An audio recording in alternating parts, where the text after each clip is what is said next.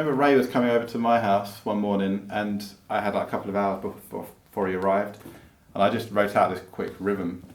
And by the time I got there, it's finished, and I went home. Yeah, I was like, you don't actually need to come. I just phoned him and said, you just turn back now. But we kind of wanted to make it sound almost like Devin Townsend in terms of its scope and sound.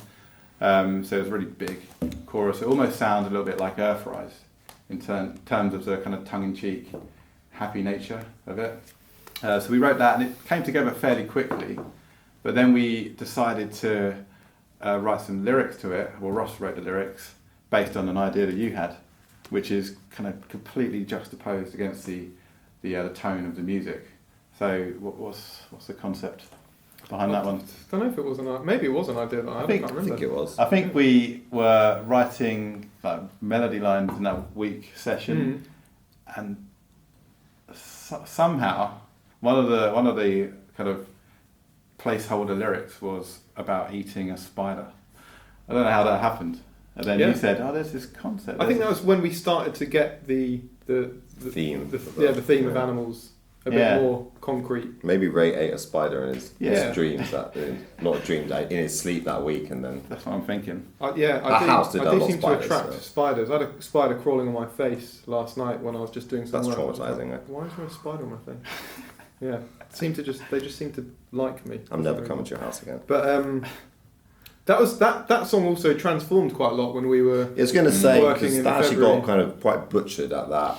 Yes, because we had this done, and then Charlie went away for a day because he had and then came back, and it was just like, nah. Of course, because the verses were different, quite like. They were more chilled, and it ended up being like a lot more 80s than it actually had originally planned to be. He was just like, this isn't working. And we're like, oh, okay, we kind of take your fresh ears because he'd been gone for a day or two and came back. And that transformed quite a lot. And at first we were a little bit resistant to that. But then after that, we were just like, oh, this song has really improved, actually. Yeah. This whole process. Ended up kind of basing it almost around a Toto sound. Yeah. More of like an 80s prog sound, which, really gave it a certain freshness. A new life, yeah. Yeah. But then also took it down that Sting and the Police road a little bit. We had a reggae section. Yeah. Yeah.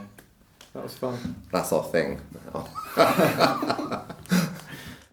So Lovebite kind of panders to our sense of humour, I would say, musically and lyrically.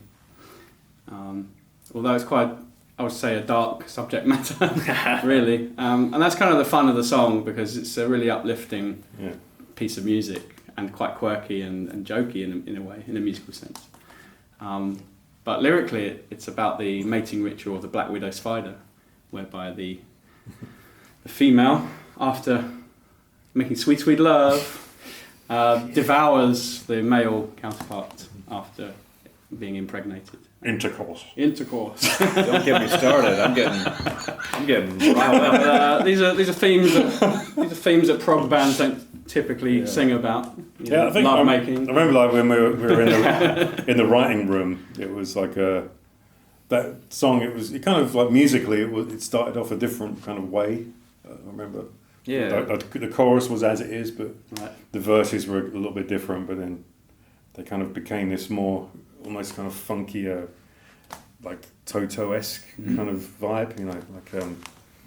And it was just like, I always loved how like Toto have. They make like love songs, and they make love songs. And, make love with their song.